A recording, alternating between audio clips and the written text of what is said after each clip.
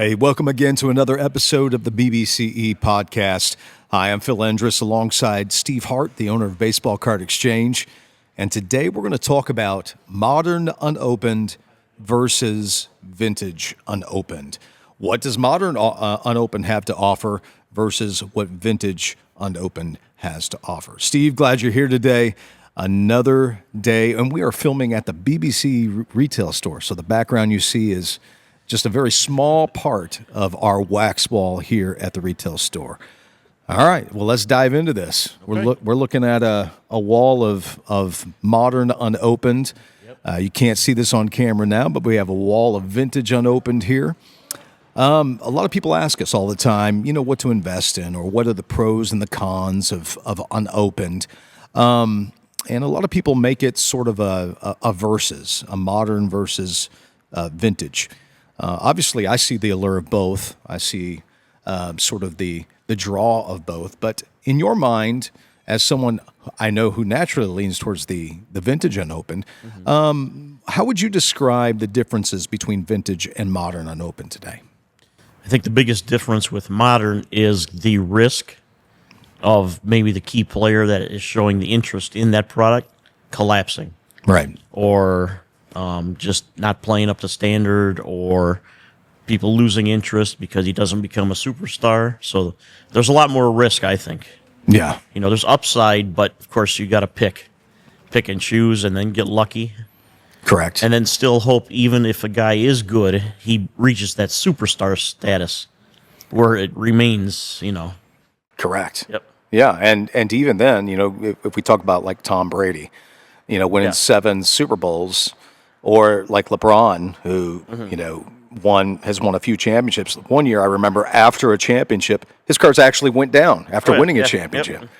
So you sort of never really know the pulse of the market, or it's very hard to assume things. You're sort of making a stab in the dark, if you will, as far as investing. Whereas vintage, a lot less sexy, if you will. Yeah. Not much changes, though. Not much guys changes. Are in the Hall of Fame. They're in the Hall of Fame. Yeah. Another example is like Mike Trout stuff. It was the hottest thing at one time, and he's still a Hall of Famer. Right. But with injuries lately, it just isn't it exciting? The allure isn't there, and it keeps dropping in value. Right. Even though he is a Hall of Famer, he's going to be one of the greatest of the last 10 years. Right. Well, maybe not the last 10 years, but the 10-year period where he was as good as anybody in the league. Best player in the league for a long period of time. Yep. So, another thing to keep in mind, it's very hard to talk about unopened without talking about just trends in the card market as a whole. Okay. For example, nowadays you don't see too many set collectors. Correct. Yep. Because it's so hard to put together a set. Boxes and packs are expensive. Even if you wanted to build a base set, you had to spend a lot of money to build it. 90s, early 2000s, base sets were like 90 cards, right? And then the last 30 were the short print rookies or something. That made it difficult. And you'd have to buy 1,000 boxes to get them all, Yep. Or you just have to pick them up off, different other alternative sites. And even then, it's tough and it can be very expensive, right? To put together those short print sets. So even when you're like talking Allen and Ginter and Topps Heritage, more modern, they even have short prints. And not only do they have short prints, like they have uniform variations or airs and whatnot. So risk reward is a little different. A box that you and I have talked about that we would consider vintage now is 1983 Topps. Right. Yep. So those boxes run roughly what, $800-900 to $1,000 something? Yeah, lately $900 to $1,000. $900 to $1,000. So you spend $1,000 on there. There were so many cards that you could potentially grade because people still collect sets. Right. Yep. Right. So maybe they're putting together the 83 Topps registry set of all PSA 10s. So you could grab an Andy McGaffigan 1983 Topps, and it could go for in a 10. Maybe we're just spitfiring here. Maybe it's $100 card. Right. You don't really have those options today of making any money or recouping anything with random basketball commons, do you? I do not believe so. It's got to be, one of these super short print parallels, autographed patch cards. Right. But yeah, base cards, I don't think there's enough demand to Right. grade those at all. So for the people that buy unopened and tuck it away in their closets, do you see like you have experienced the past 20, 30 years in vintage going up, continuing to go up? Do you see that happening with modern product today if someone tucks it away? As long as somebody comes out of it. Yeah. You know, I mean, you remember when Zion Williamson was a can't miss? All right. Yeah. It's all worthless now. Yeah. I wouldn't say worthless, but it's 10% of what it would be. Right. Yep. And then there was that quarterback draft with Fields, Lawrence. Mm-hmm. Who were the other guys? Trey Lance. Right. Patriots had a guy. Mm-hmm. Mac Jones. Yes. Yeah, nobody cares anymore. Nobody cares. Everybody's like, well, out of 5, somebody's going to make it.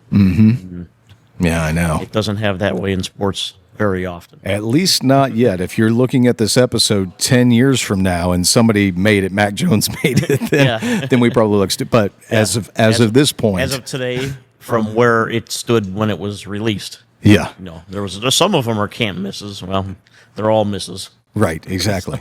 And the other thing, too, to sort of think about as well is redemption cards. Yes, once they expire. Once they expire, Yep. it's, nothing you can do. Right. And so, if that one quarterback hits and all of his autographs were redemption, then it also affects the value of the box. Right. So it's probably safe to say, yes, there's going to be some that go up considerably in value.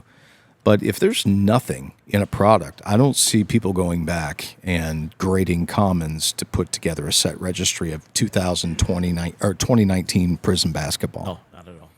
No. I mean, I'm sure there's somebody, but, you have so many other people putting together, registry sets from the 80s and not so much from the 90s, but definitely 80s and back. So vintage, modern, unopened, we love it all. I mean, it's cool. For me, I know this probably isn't your passion, but I love 90s basketball. Always have. Yep. Used to be able Extremely popular right now. Oh, it is. Very popular. So hard to keep in stock. Yep. So hard to buy. But you could really hit something great in some of those 90s basketball boxes. Whereas vintage, you're just going to get the base cards. Right. Yep. And so that's sort of the difference. We love it all here at Baseball Card Exchange. We've talked about our breaking, that we've started our breaking on Fanatics Live a couple years ago. We've seen some really cool cards pulled. Oh yeah. Yep.